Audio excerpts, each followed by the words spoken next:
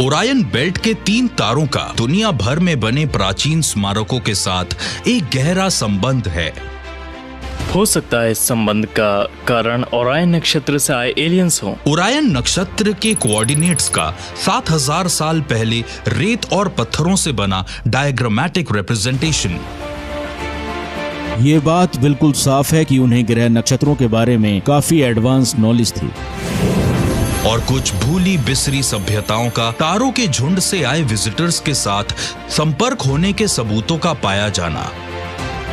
Orion सारी प्राचीन सभ्यताओं के लिए बहुत मायने रखता है। हो सकता है हम वहीं से आए थे और मरने के बाद वहीं जाएंगे। दुनिया भर में फैले लाखों लोग मानते हैं कि हमारे ग्रह पर एलियंस आते थे। क्या हो अगर ये सच हो? क्या सचमुच एंशिएंट एलियंस ने हमारे इतिहास को बेहतर दिशा दी थी? अगर हाँ, तो क्या वो ऐसे सबूत छोड़ गए हैं जिससे ये साबित हो जाए कि हमारी आखिरी मंजिल ओरायन नक्षत्र है?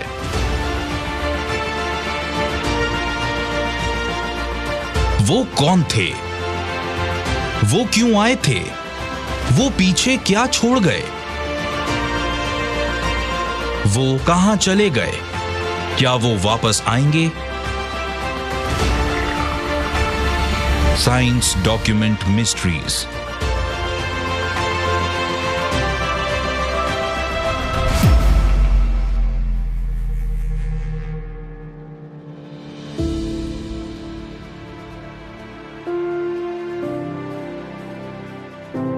जनवरी 2006 हबल स्पेस टेलीस्कोप ने अपने अंदर ओरायन नेबुला का पहले कभी ना दिखने वाला नजारा कैद किया था। पृथ्वी से 1500 लाइट ईयर्स दूर ओरायन नेबुला में बहुत बड़े पैमाने पर स्टार फॉर्मेशन हो रहा था। इस दूर से कैद किए गए नजारे में 3000 से भी ज्यादा तारे दिख रहे हैं जो अपनी लाइफ के अलग अलग स्टेजेस पर हैं। टेलीस्कोप से ली गई इसकी तस्वीर में शोधकर्ताओं को ब्रह्मांड में पाए गए सेलेस्टियल ऑब्जेक्ट्स और प्लैनेटरी सिस्टम्स की बनावट के बारे में काफी कुछ नया सीखने को मिला। आधुनिक वैज्ञानिकों के मुताबिक करोड़ों साल पहले इसी रहस्यमयी धूल और गैस के बादल में कई तारे और ग्रह पैदा हुए थे। एस्ट्रोनॉमर्स यूजुअली इसे M42 कहते हैं। बहुत ही बोरिंग नाम है, पर ये तारों की नर्सरी है। यहाँ तारे जन्म लेते हैं। इसलिए ओरायन के इस हिस्से को एस्ट्रोनॉमर्स बहुत स्टडी करते हैं। ओरायन नेबुला में स्टार्स का फॉर्मेशन बहुत तेजी से होता है। यंग स्टार्स जन्म लेते हैं और शायद कई यंग प्लैनेट्स भी जन्म लेते हैं। ये सभी स्टार्स और प्लैनेट्स गैस और डस्ट के मिलने से फॉर्म होते हैं। वहाँ स्टार्स जन्म लेते हैं तो इसका मतलब वहाँ कुछ ऐसा होता है जो अभी तक हमारी साइंस और एस्ट्रोनॉमी के समझ से बाहर है। रात को पृथ्वी से ओरायन नक्षत्र के सारे तारे बिल्कुल साफ दिखाई देते हैं। इस ओरायन नक्षत्र को हजारों सालों से दुनिया भर की कई सभ्यताओं का मान सम्मान मिलता आया है। इसका नाम ईसा पूर्वी की 8वीं सदी के ग्रीक डेमीगॉड पर रखा गया है। जब इस नक्षत्र के तारों को जोड़ा जाता है तो एक इंसान का सर, कंधे, बेल्ट और पैर बनते हैं। ओरायन आसमान का सबसे आसानी से पहचाना जाने वाला नक्षत्र है। मुझे लगता है बिग डीपर के बाद वो नॉर्दर्न हेमिस्फीयर में है और इक्वेटर के पास है। वो विंटर में दिखाई देता है। उसमें बहुत सारे ब्राइट स्टार्स हैं और एक बड़ा सा स्क्वायर जो कि ओरायन की बॉडी है। उस नक्षत्र के 3 मेजर स्टार्स है, आल्निलाम, आल्निताक और मीनताक। ये ओरायन के बेल्ट स्टार्स हैं। लोग आसमान में एक रो में तारों को देखकर ओरायन नक्षत्र को पहचानते हैं।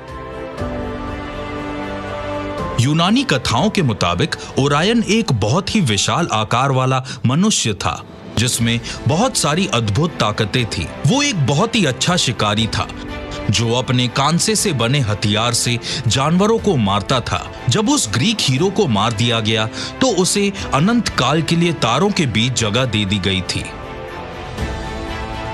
कहा जाता है कि समुद्र देव पोसाइडन उसके पिता थे, इसलिए शायद उसे समुद्र के बारे में सब पता था और शायद पोसाइडन ने ही ओरायन को पानी पर चलना सिखाया था।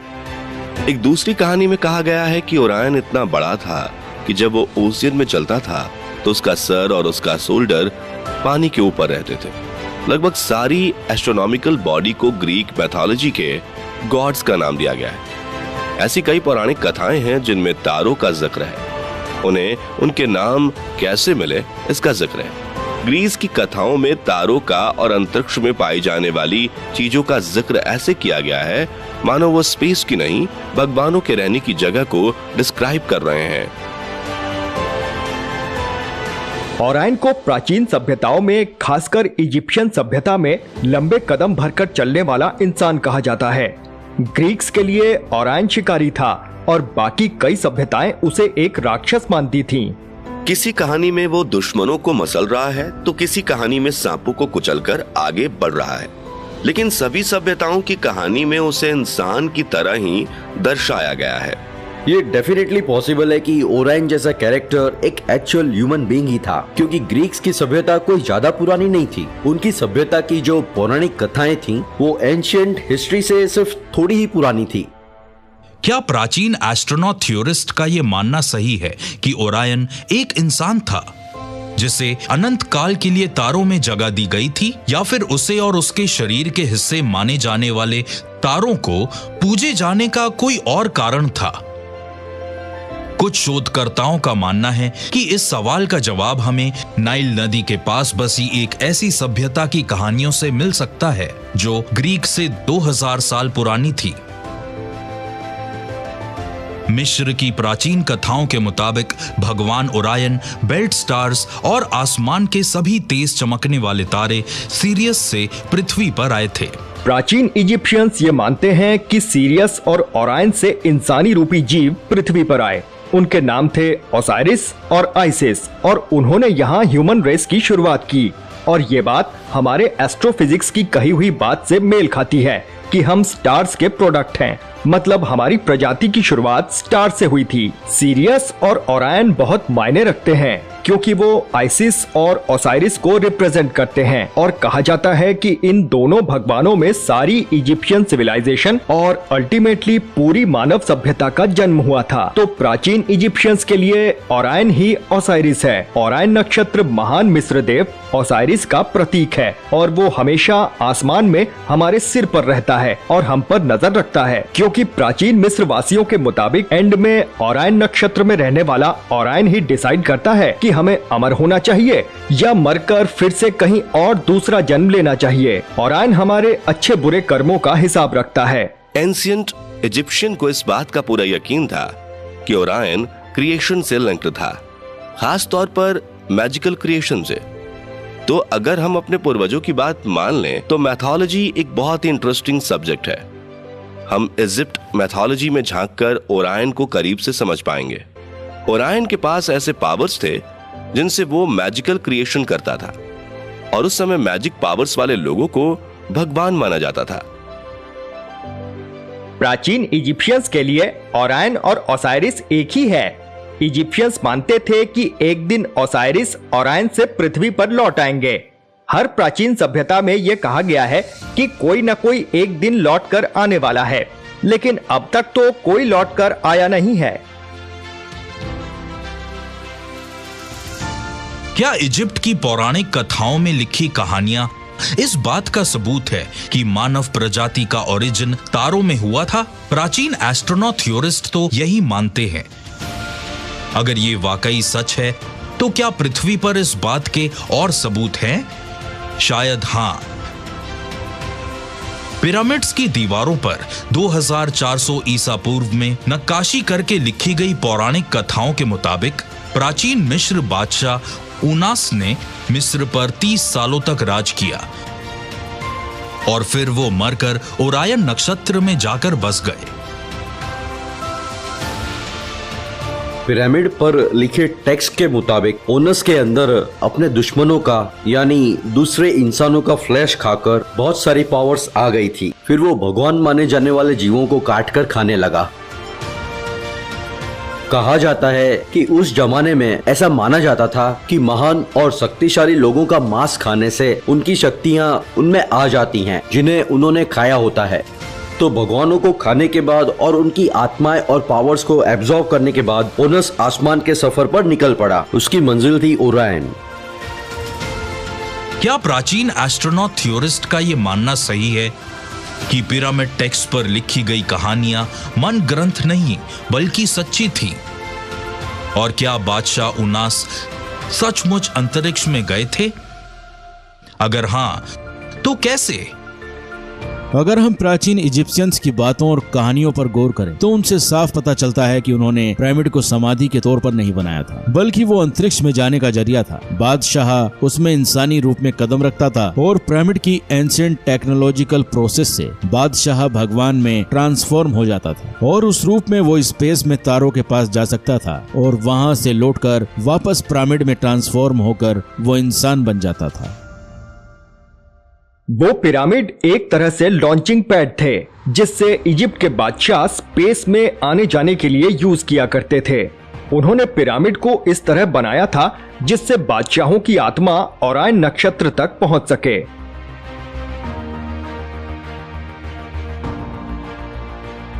क्या ये मुमकिन है कि प्राचीन मिस्र यानी इजिप्ट के बादशाह पिरामिड्स के जरिए ओरायन नक्षत्र के तारों में किसी से मिलने जाते रहते थे? प्राचीन एस्ट्रोनॉट थ्योरिस्ट को तो ऐसा ही लगता है और उनका मानना है कि इस बात के सबूत हमें ग्रेट पिरामिड में बने एयर शाफ्ट से मिल सकते हैं। ग्रेट पिरामिड के एयर शाफ्ट्स सीधा ओरायन और सीरियस की तरफ इशारा करते हैं। बहुत सारे रिसर्चर्स रिसर्च करके इस नतीजे पर पहुंचे हैं कि ग्रेट पिरामिड, पूरा गिजा प्लेटियो, एयर शाफ्ट्स की अलाइनमेंट, किंग और क्वीन चैम्बर्स सभी ओरायन की तरफ पॉइंट करते हैं। तो हो सकता है कि ये सब चीजें हमें ये बता रही हैं कि एलियंस ओरायन नक्षत्र से आए थे।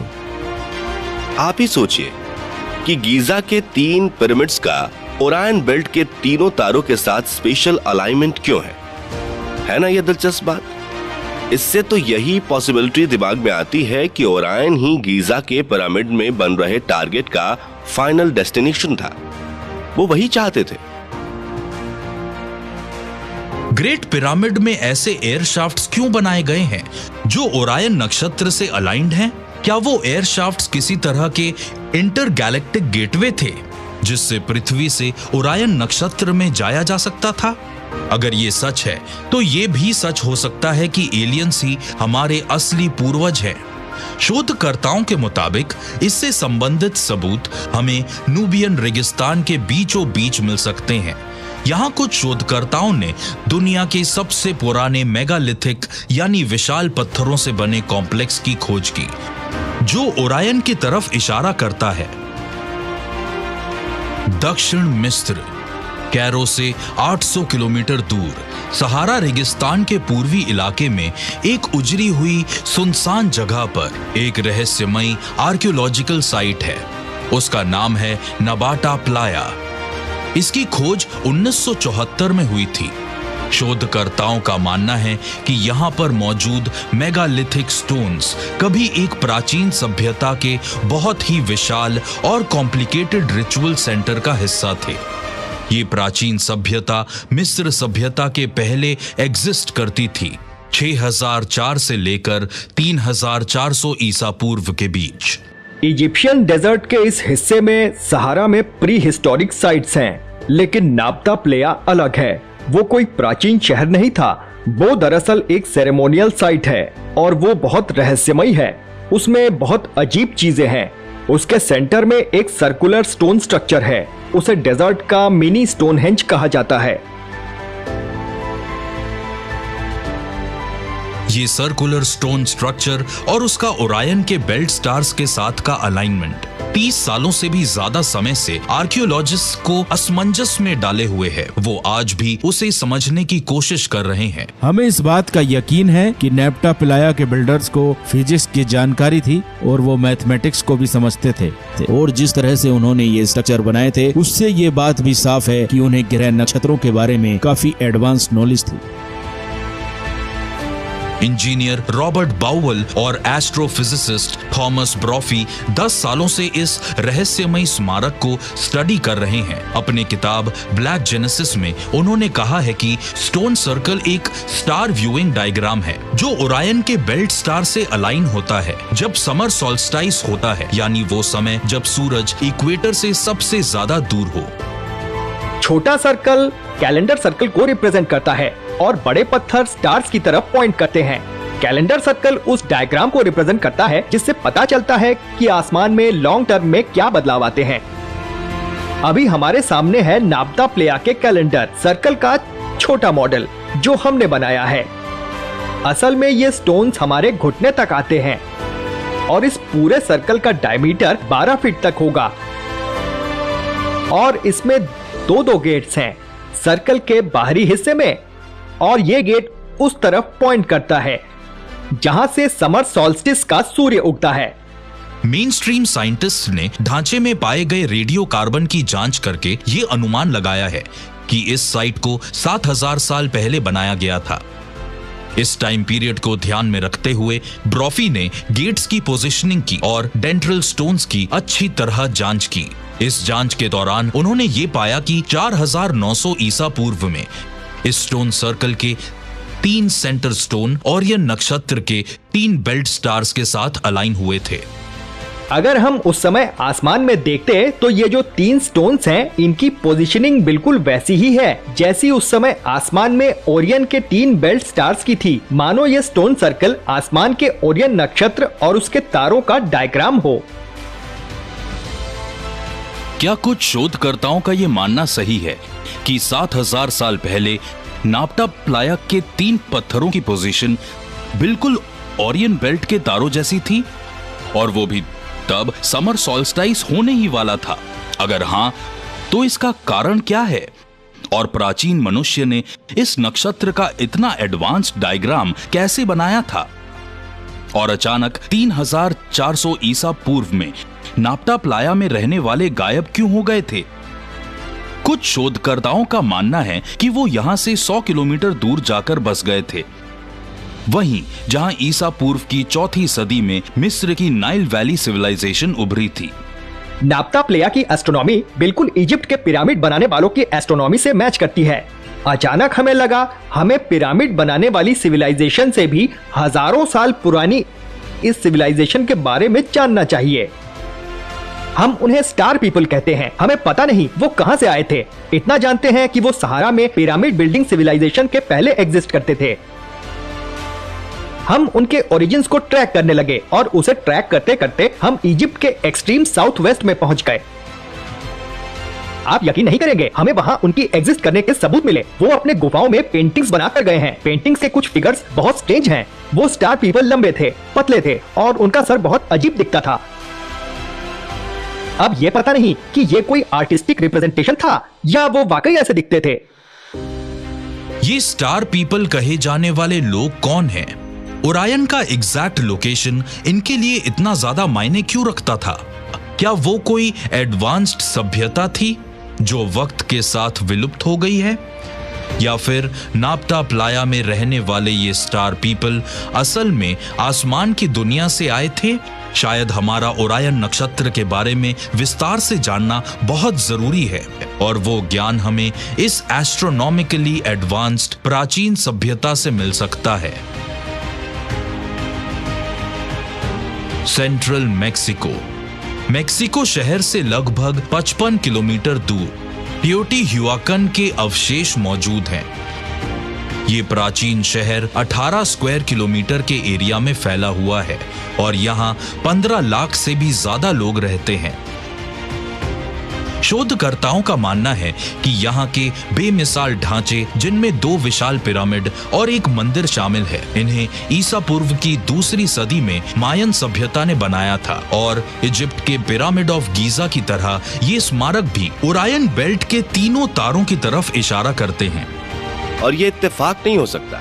टियोटीहुआकन की पिरामिड का लेआउट ओरायन बेल्ट से हूबहू मैच करता है। मायंस ओरायन बेल्ट को लेकर बहुत पर्टिकुलर थे। वो उसे पॉइंट ऑफ क्रिएशन मानते थे। कहा जाता है कि 3114 ईसा पूर्व में भगवान स्वर्ग से पृथ्वी पर ज्ञान देने आए थे और उन्होंने टियोटीहुआकन में सबको ज्ञान दिया था। दुनिया भर के कई मॉन्यूमेंट्स ओरायन बेल्ट से इंस्पायर्ड हैं। सरप्राइजिंगली उनमें से कुछ मॉन्यूमेंट्स न सिर्फ जमीन पर ओरायन बेल्ट की इमेज क्रिएट करते हैं, बल्कि उनके मेजरमेंट्स की प्रोपोर्शन भी ओरायन से मैच करते हैं। ओरायन बेल्ट से सभी स्ट्रक्चर्स और सभ्यताओं का गहरा संबंध है, पर वो अब तक रहस्य हैं।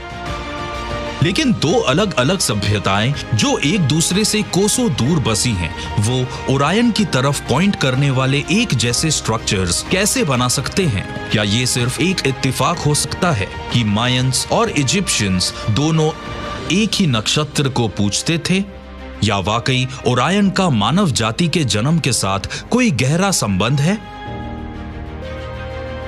शायद आसमान से आई कोई एडवांस सभ्यता पृथ्वी पर फैली सभ्यताओं को गाइड करके उनसे स्ट्रक्चर्स बनवाती थी। इसीलिए पूरी पृथ्वी पर जगह जगह ओरायन से रिलेटेड स्ट्रक्चर बनाए गए हैं।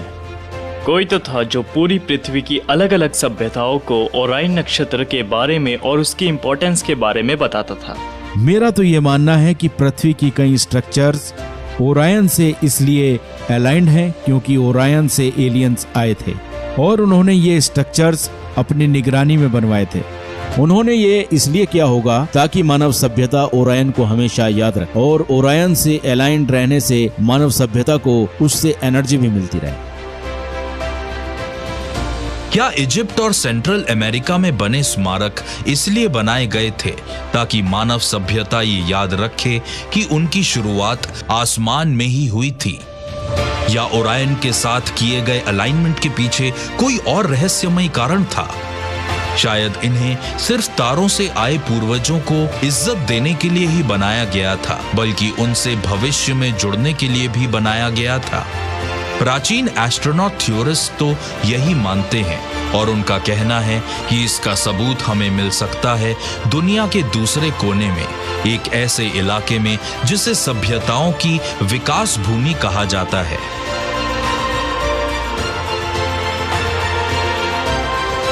उत्तरी इराक सन 1849 टिग्रिस नदी के पूर्वी तट पर सिटी ऑफ मोसूल के पास ब्रिटिश म्यूजियम के पुरातत्व की टीम को हजारों की मात्रा में क्ले टैबलेट्स मिली जिनमें किलाक्षर लिपि लिखी हुई थी। टीम का मानना था कि ये 7th सेंचुरी बीसी में बेबीलोनियन प्रीस्ट ने लिखे होंगे। उन्हीं टैबलेट्स में से वो रहस्यमयी अवशेष पाए गए जिन्हें बेबीलोनिया स्टार कैटलॉग्स माना गया। प्राचीन लिपि के अनुवादों के मुताबिक इन टैबलेट्स में खगोलीय पिंडों की गतिविधि की स्पष्ट जानकारी है, जिन्हें आज हम राशि चक्र कहते हैं। आज हमारे पास बेबीलोनिया के इतिहास के बारे में बहुत जानकारियां हैं और उसकी वजह है ढेर सारी खुदाई और यूनिफॉर्म टेक्स्ट को समझना जो उस सभ्यता के बारे में भारी मात्रा में मिले हैं। उनकी जिंदगी में धर्म का महत्वपूर्ण स्थान था और उनके धर्म की सबसे जरूरी बात थी ग्रहों के देवताओं और अलग अलग कॉन्स्टेलेशन के प्रति समर्पण भावना। तो वो उस धर्म को मानते थे जिसे हम कह सकते हैं कॉस्मिक रिलीजन। कुछ रिसर्चर्स के मुताबिक इन क्ले टैबलेट्स से ये भी पता चलता है कि प्राचीन बेबीलोनियन सभ्यता को खगोलीय ज्ञान स्टार ट्रैवलर से मिला था। द बेबीलोनियन स्टार कैटलॉग में हमें कमाल की जानकारियां मिली हैं, जिसमें एक्यूरेट मैथमेटिकल इक्वेशंस हैं, गिरोह के बीच दूरियां, ऐसे रहस्यमय ज्ञान जो एक प्राचीन सभ्यता को पता होना नामुमकिन सा लगता है। इसलिए सवाल अपने आप में पैदा हो जाता है कि उन्हें यह इन्फॉर्मेशन मिली कहां से और इसका इस्तेमाल वो क्यों करते थे? क्या उन्हें यह जानकारी किसी दूसरे ग्रह से आए जीवों ने दी जिन्हें वो ईश्वर समझते थे?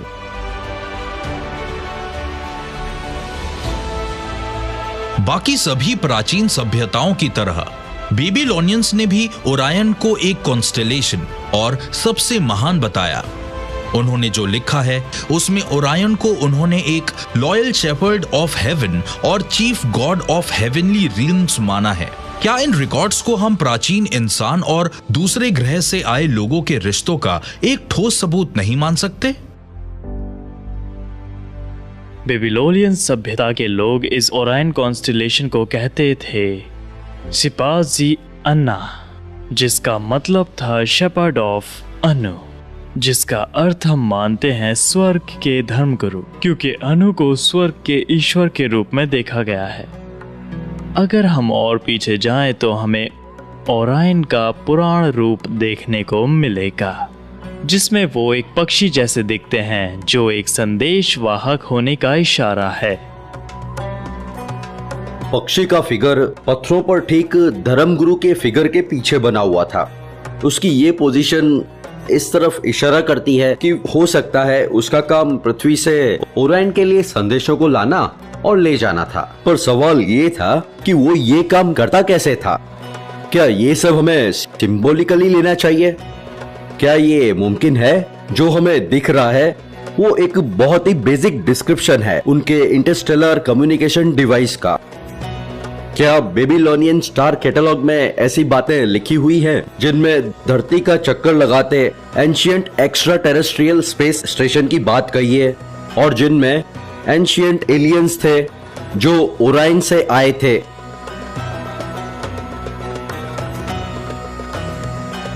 क्या ये मुमकिन है कि बेबीलोनियन ईश्वर दरअसल ओरायन से आए एक्स्ट्रा टेरेस्ट्रियल मैसेंजर थे? अगर ऐसा था तो क्या ये हो सकता है कि अंतरिक्ष से आए उन लोगों ने यहां जिंदगियां बसाई, इस फर्टाइल क्रीसेंट में जहां सभ्यता की शुरुआत 5000 साल पहले हुई थी? बेबीलोनियंस ने इंसानों के पत्ते के बारे में बहुत कुछ लिखा है, पर उनमें असमानताएं भी हैं। पर बेसिक बातें जो आपको सभी बेबीलोनियंस में मिलेंगी वो ये थी कि ईश्वर बहुत सोना चाहते थे, साथ ही उन्हें बहुत सारा खाना चाहिए था, पर वो खुद के लिए काम करके खुद के लिए खाना तैयार करके थक चुके थे। इसीलिए उन्होंने ताकतवर जीव बनाए जो कि इंसान कहलाए, ताकि वो ईश्वर के लिए काम कर सके। मेसोपोटामिया के पास ही एक सभ्यता की शुरुआत हो रही थी। ये उन जगहों में से एक जहां सबसे पहले एंशिएंट एलियंस आए थे ताकि वो इस ग्रह पर जिंदगी की शुरुआत कर सकें। वो सभ्यता जो बढ़कर सुमेर और बेबीलोनियन की सभ्यता बनी। अगर आप सुमेरियन हायरोग्लिफ्स और इजिप्शियन हायरोग्लिफ्स पर नजर डालें, साथ ही माया की कहानियां सुने, आप इन सभी कल्चर्स पर गौर फरमाएं तो आपको ये नजर आएगा वो होगी एक ही कहानी, पर अलग अलग तरह से बताई गई और अलग अलग भाषाओं में। तारों की दुनिया से आने वाले यहां आए और उन्होंने ही सभ्यता की शुरुआत की। बेबीलोन की शुरुआत की कहानियां जो इन सभ्यताओं से मिली हैं, क्या एक जबरदस्त सबूत है ओरायन कॉन्स्टेलेशन से हमारे पवित्र रिश्तों का? और अगर ऐसा है तो क्या यही वजह है कि ओरायन की बेल्ट के तारे उसकी नाभि से ऊपर हैं? वो नाभि जहां से प्राचीन एस्ट्रोनॉट थ्योरिस्ट का मानना था कि इंसान की उत्पत्ति हुई है। कई प्राचीन सभ्यताओं का मानना है कि ओरायन की बेल्ट से जिंदगी की शुरुआत हुई। मायंस या फिर इजिप्शियंस कहिए, इन सभी सभ्यताओं का यह मानना था कि जिंदगी की शुरुआत और उसका अंत ओरायन की बेल्ट से होकर गुजरने से होता है। आप कह सकते हैं ये जिंदगी की शुरुआत करता था जो यहाँ धरती पर होती थी, पर उस ओरायन कॉन्स्टेलेशन की वजह से ही। ऐसा लगता है तब से ये धारणा फैली हुई थी उन प्राचीन लोगों के बीच, जिसमें उन्हें लगता था कि ओरायन गैलेक्सी के दिल में बसा है। और मुझे लगता है एक नया सवाल जिसका जवाब ढूंढना था, वो था ये, क्या ये मुमकिन है कि किसी तरह इस स्टार्स की बर्थ प्लेस से हमें ब्रह्मांड में मौजूद उन दूसरे जीवों से संपर्क करने में मदद मिल सकती है?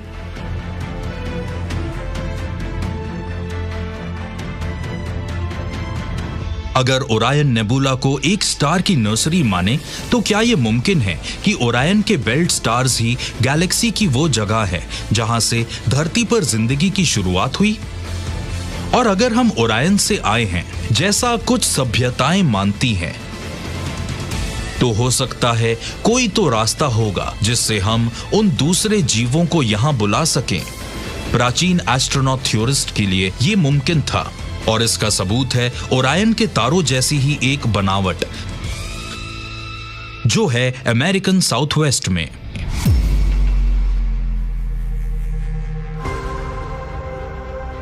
Black mesa, north eastern Arizona. यहां की native American Hopi tribe Colorado plateau की इन पहाड़ियों में हजारों सालों से भी पहले से बसे हुए हैं। एरिज़ोना डेजर्ट से कहीं ऊपर इनका इलाका 15 लाख एकड़ से भी ज्यादा में फैला है, जिसमें 12 गांव शामिल हैं। प्राचीन एस्ट्रोनॉट थ्योरिस्ट ने इस रहस्यमयी जगह का सालों तक अध्ययन किया, जहां उन्हें ऐसी चीजें पता चली जिन्हें वो प्राचीन इतिहास में इस जगह के एक्स्ट्रा टेरेस्ट्रियल से जुड़े होने के सबूत के तौर पर देखते हैं। उनकी रिसर्च के मुताबिक होपी लैंडस्केप और ट्राइब की माइथोलॉजी दोनों ओरायन पर केंद्रित थी। होपीस ने यहां से साउथ वेस्ट की ओर पलायन कर लिया था। कई गांव को बनाने के बाद फिर उन्हें छोड़कर वो पहुंच गए थे इन 3 प्राइमरी मिसेस यानी पठार पर, जो नॉर्दर्न एरिज़ोना में थे। उन्होंने इसे फर्स्ट, सेकंड और थर्ड मिसेस कहा। होपी मेसास ओरायन बेल्ट की इमेज बनाते थे और यह माना जाता है कि इस शेप की वजह से ही होपी खास तौर पर यहाँ आए थे। तो इससे हमें यह पता चलता है कि होपीज की ओरायन बेल्ट में बहुत ही दिलचस्पी थी। ये उनके ब्रह्मांड का केंद्र था और उनका मानना था कि वो यहाँ से ईश्वर से जुड़ सकते हैं। कुछ रिसर्चर्स के मुताबिक ये 3 मिसास ही ओरायन की बेल्ट की तारों से मेल नहीं खाते, पर जब पूरे साउथवेस्ट में दूसरी होपी लैंडमार्क्स को जोड़ा गया तो इन सभी को मिलाकर ओरायन कॉन्स्टिलेशन का पूरा शरीर बन जाता है। कॉन्स्टिलेशन का हर बड़ा तारा या तो खंडहरों की साइड था या फिर वो गांव था जहां फिलहाल होपी रह रहे थे। मिसाल के तौर पर ओरायन का बायां कंधा वो जगह थी जिसका नाम था वो पार्ट की, जो फ्लैगस्टाफ एरिज़ोना के नॉर्थ में थी। उन्होंने इस जगह को 1120 एडी में बनाया था। वो यहाँ रहे करीब 1 सदी तक, फिर वो इसे छोड़कर आगे बढ़ गए। एक और जगह जिसे कहते हैं होमोलवी रूइन, जो विंसलो एरिज़ोना के पास ही है, जो ओरायन के दाएं कंधे की जगह पर ही है, और स्टार बीटलजूस के होपी इन पत्थरों के उत्तर में भी बसे थे, जो मेल खाता है स्टार राइजल से। और ऐसे भी बहुत सारे गांव हैं जो ओरायन के दाएं पैर से मेल खाते हैं, जो स्टार साइफ है। देखिए है ना ये एक मिरर इमेज जो आकाश में है, वही धरती पर है। होपी भी यही हासिल करना चाहते थे जब उन्होंने इस पैटर्न को बनाया, और इसे बनाने में उन्हें करीब 3 सदियां लग गई। पर होपी पूर्वजों ने अपने घरों और पवित्र जगहों को ओरायन कॉन्स्टिलेशन के मुताबिक इतना सटीक कैसे बनाया? क्या ऐसा हो सकता है कि उन्हें दूसरी दुनिया से आए मेहमानों से मदद मिली हो? कुछ रिसर्चर्स का तो यही मानना है। होपी पौराणिक कथाओं की माने तो जन्म देने वाले ईश्वर मसाऊ उन्हें सदियों से निर्देश देते आ रहे हैं, तभी तो वो यहाँ इन 3 मेसास तक पहुंचे हैं, वो जगह जहाँ मसाऊ ने उनके वापस आने तक रुकने के लिए कहा है। ईश्वर मसाओ वहां शुरुआत से ही थे, होपी का इंतजार कर रहे थे। उन्हें ये ईश्वर थोड़े भयानक दिखते थे। इनकी बड़ी बड़ी गोल आंखें थीं और एक बड़ा गोल मुंह और एक बड़े बल्ब जैसा सर था। इन्होंने ही होपी को खेती बाड़ी के तरीके सिखाए। ये अक्सर अपने खास असिस्टेंट के साथ दिखते हैं, ठीक कॉन्स्टिलेशन ओरायन की तरह। मसाओ ने अपने लोगों को कहा कहाँ गांव बनाने हैं, और इस बात की भी कहानियां हैं जिनमें होपी को कुछ तारों के मुताबिक चलना पड़ता था। जैसे मानिए एक तारा आसमान में चलकर कहीं रुक जाता है, तो इस हिसाब से वहीं पर होपी को रुककर अपने गांव बनाने पड़ते थे। और ये तो ऐसा लगता है कि मानो कोई एक्स्ट्रा टेरेस्ट्रियल चीज रही होगी जो होपी को रेगिस्तान में जगह दिखा रही होगी। ये है वो फजादा ब्यूट जहां होपी की पौराणिक कथाओं के मुताबिक उनके ईश्वर मसाऊ आसमान से आए थे। रात में दरअसल ओरायन कॉन्स्टेलेशन ठीक इस ब्यूट के ऊपर रहता है, और एक कहानी के मुताबिक मसाऊ ठीक इस प्लेटफॉर्म के ऊपर उतरते थे। तो मेरा सवाल ये है कि क्या किसी तरह का कोई एक्स्ट्रा टेरेस्ट्रियल विजिटर यहाँ धरती पर आया था और उसने इस ब्यूट पर लैंड किया था, शायद अपने किसी यान में? और जवाब है हाँ, कोई शख्स या कोई चीज आसमान से जरूर आई थी यहाँ। क्या होपी के जिंदगी देने वाले ईश्वर मसाऊ दरअसल ओरायन से आए एक एक्स्ट्रा टेरेस्ट्रियल ट्रैवलर थे, जैसा प्राचीन एस्ट्रोनॉट थ्योरिस्ट दावा करते हैं? और अगर ऐसा था तो इस ईश्वर ने होपी को साउथ वेस्ट में एक कॉन्स्टिलेशन के पैटर्न में बसने को क्यों कहा? क्या ये महज एक इत्तेफाक है कि होपी ने अपने शहर और के पैटर्न में बनाए, ठीक वैसे जैसे एंशिएंट इजिप्शियन ने बनाए? मुझे ऐसा नहीं लगता। ये एक साफ और पक्का सबूत है कि उन्हें ऐसा करने के लिए कहा गया। होपी लोग अपने तारों वाले पूर्वजों को श्रद्धांजलि देना चाहते थे। वो पूर्वज जो कॉन्स्टिलेशन ओरायन से आए थे और जिन्होंने उन्हें इन कॉन्स्टिलेशन की जानकारी दी और उस जगह के बारे में बताया जहां से भी वो आए हैं, और इसीलिए उन्होंने एरिज़ोना डेजर्ट के लिए एक पैटर्न बनाया। ये एक तरह से उनका एक तरीका था जिनसे होपी अपने ओरायन से आए खगोलीय पूर्वजों की याद में कुछ कर सकें। होपीज ये कहना चाह रहे थे कि जब भी शुरुआत होती है, जब एक जीवन काल पूरा होता है, मसाऊ उनसे कांटेक्ट करते हैं और उनसे ये कहते हैं कि ये जीवन काल पूरा होने वाला है, और इस तरह वो उन्हें तबाही से बचाते हैं। और ये महसूस किया गया है ये ईश्वर कहीं ना कहीं से ओरायन से जुड़े हुए हैं, और ये सिर्फ तभी अपने बातों को सामने रख पाते हैं जब जमीनी नक्शा ओरायन बेल्ट से मेल खाता है। तो अभी वो यही उम्मीद कर रहे हैं कि मसाऊ जरूर वापस आएंगे। क्या ये मुमकिन है, जैसा प्राचीन एस्ट्रोनॉट थ्योरिस्ट मानते हैं, कि होपी की जन्म देने वाले ईश्वर मसाऊ की पौराणिक कथाएं ओरायन से आए हमारे एक्स्ट्रा टेरेस्ट्रियल पूर्वजों के बारे में और सबूत दे सकती है? और अगर ऐसा है तो क्या होपी इस बात की ओर इशारा कर रहे हैं कि दूसरी दुनिया के ईश्वर धरती पर लौट रहे हैं, इस कॉन्स्टिलेशन से मेल खाती जगह पर? या इससे भी कोई बड़ी वजह है जो इनके इलाके ओरायन के तारों की तरफ इशारा कर रहे हैं? शायद ऐसी वजह जो मानव जाति को उसके खगोलीय जन्म स्थल तक ले जाए।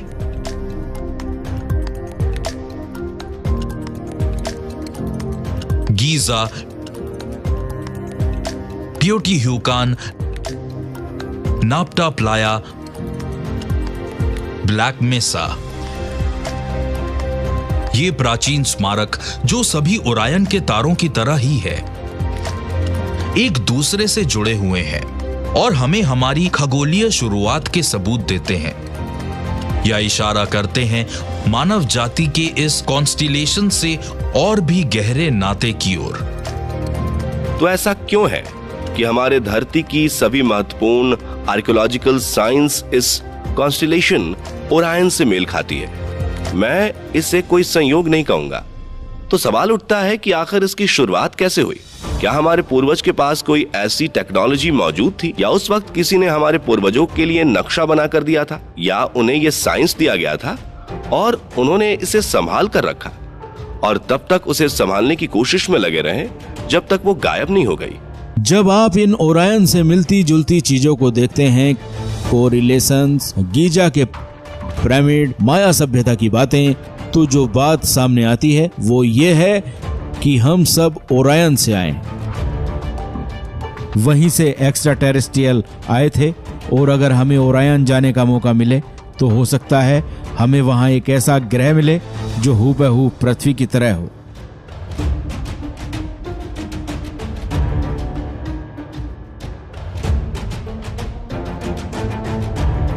क्या ये मुमकिन है, जैसा कि प्राचीन एस्ट्रोनॉट थ्योरिस्ट दावा करते हैं, कि ओरायन कॉन्स्टिलेशन में हमारी ही तरह एक और ग्रह हो? और अगर ऐसा है तो वहां क्या, या ये कहिए कौन बसता होगा? अगर हमें ओरायन कॉन्स्टिलेशन में जाने का मौका मिला, या उन तारों में जाने का जिनसे ओरायन बना है, खासकर Orion nebula star forming region में, तो हमें वहां गैलेक्सी का वो हिस्सा मिलेगा जो कुछ हद तक हमारी ही तरह है पर ज्यादा एक्टिव है। हो सकता है वहाँ ज्यादा तारे और ग्रह भी हो। यहाँ पर अलग अलग मत हो सकते हैं क्योंकि वहाँ अब तक कोई नहीं गया है, इसलिए मेरा तो ये मानना है कि इस तरह का जीवन कहीं और भी हो सकता है। या फिर हो सकता है असली जीवन क्या है ये अब तक हमें भी नहीं पता। अगर हम गैलेक्सी में कहीं और जीवन ढूंढते हैं तो मेरे ख्याल से हमें ओरियन से ही शुरुआत करनी चाहिए। आज की टेक्नोलॉजी का इस्तेमाल करके भी ओरायन तक पहुंचने में कई हजार साल लग जाएंगे, पर हो सकता है इसका कोई और बेमिसाल तरीका हो, शायद जो उसी दूसरी दुनिया का हो जो इस अविश्वसनीय यात्रा को एक जीवन चक्र में मुमकिन कर पाए। सन 1935 में अपनी अभूतपूर्व स्पेशल थ्योरी ऑफ रिलेटिविटी के 30 साल बाद एल्बर्ट आइंस्टाइन ने एक कोलैबोरेटिव पेपर जारी किया जिसे आइंस्टाइन-रोसन ब्रिज नाम दिया। इस थ्योरी के मुताबिक ब्रिजेस या कहिए ब्लैक होल्स ब्रह्मांड में मौजूद हैं जो एक तरह से स्पेस और टाइम के लिए शॉर्टकट्स हैं। आज के फिजिसिस्ट उन्हें वॉर्म होल्स कहते हैं।